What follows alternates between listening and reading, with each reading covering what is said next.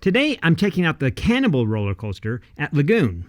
When I first saw that beyond vertical drop, I thought, man, this is going to be intense. Not only that, but this roller coaster is 208 feet high. I did the Mako roller coaster at SeaWorld that is 200 feet high. This is 8 feet higher than that, and Mako was pretty intense, and so I was not sure I really wanted to go on this ride.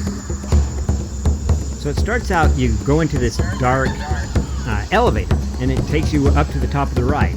And so it's kind of a little bit spooky here, being all dark and you're rising and you can't really tell what's going on.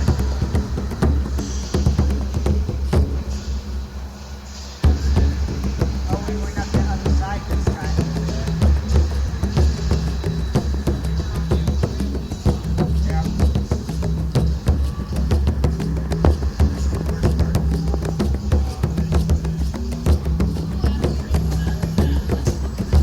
Okay, we're going to start with a 116 degree beyond vertical drop. So as we come out here to the edge, you can't see anything coming. So it's kind of spooky right here.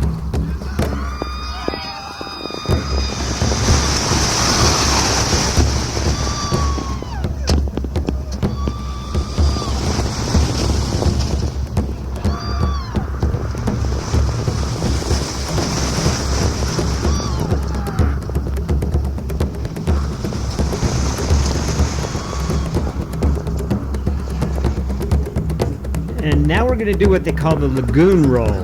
And I think this one is actually just as freaky as that first initial drop.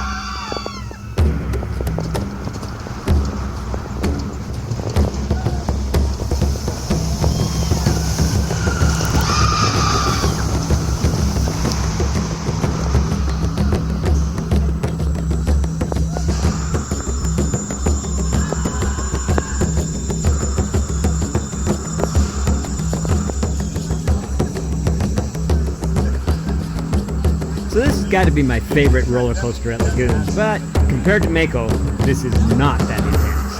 When you're in the back, it's not so freaky because there's like something in front of you.